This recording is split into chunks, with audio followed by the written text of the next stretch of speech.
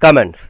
Friends, it gives me and my wife great pleasure to associate ourselves with this annual day and prize distribution this morning. I thank you for your cordial welcome and for the nice things you have said about me.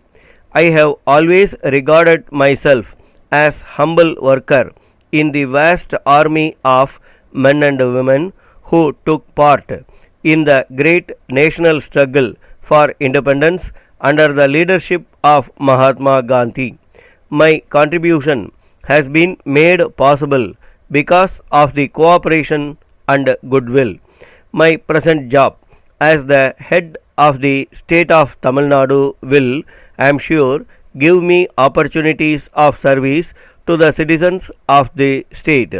I must first of all congratulate you on the beautiful setting in which your school is situated and also on the measure of success you have achieved in training these young students properly.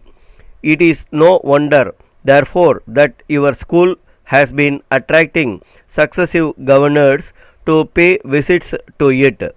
I must also congratulate the school children and the staff on the smart turnout and the excellent parade, and I am glad that so many of the children have the privilege of getting trained in this school. The entertainments that I have been witnessing this morning by these boys and girls have been really enjoyable. It is good to see these young girls and boys engaging themselves in fun and giving us also first class recreation at the same time. I and my wife are happy indeed to associate ourselves with this morning's function.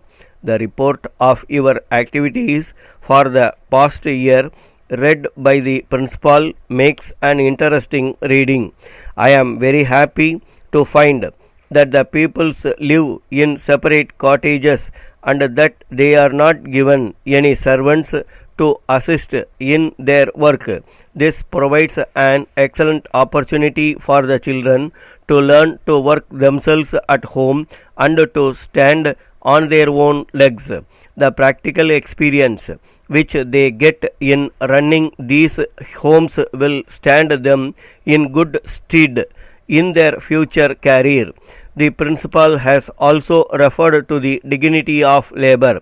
I have no doubt that these children, when they go out, will carry with them the advantages of training in this institution. Mahatma Gandhi always preached the great principle of doing one's own duties at home.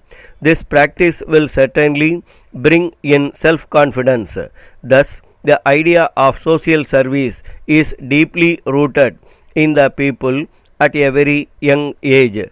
I have no doubt that children receiving such training will become worthy citizens of the country.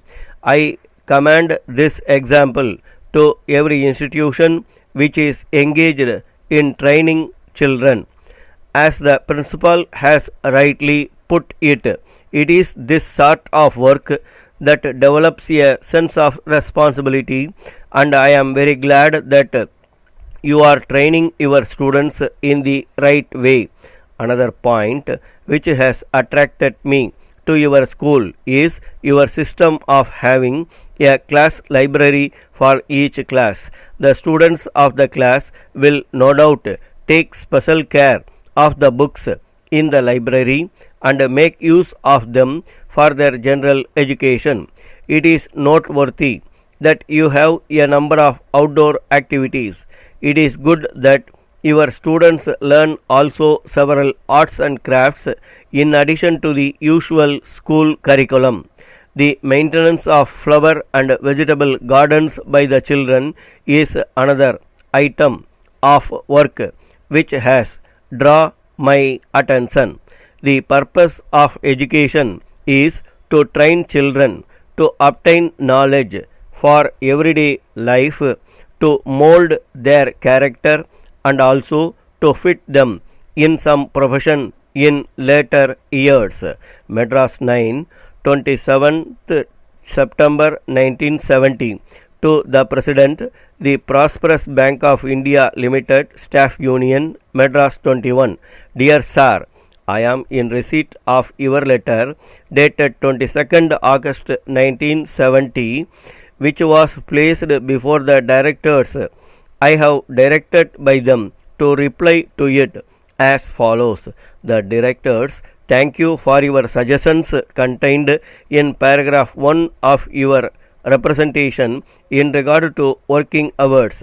They wish me to state that steps have already been taken to decrease the hours of work in the accounts department by the sanction of additional staff before the middle of next month.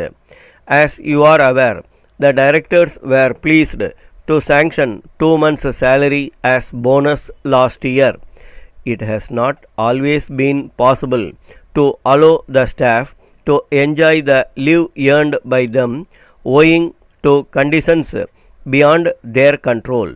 But with the increase in staff, there should be no difficulty in satisfying all applications for leave. From a perusal of the leave records, however, I find that the number of those who were prevented from enjoying the leave earned by them was very limited. In conclusion, I wish to assure the members of the Union that the directors will continue to take a sympathetic interest in all matters relating to the welfare of the bank staff and are anxious that the staff are efficient and contented in their work. Yours faithfully, Secretary. Stop.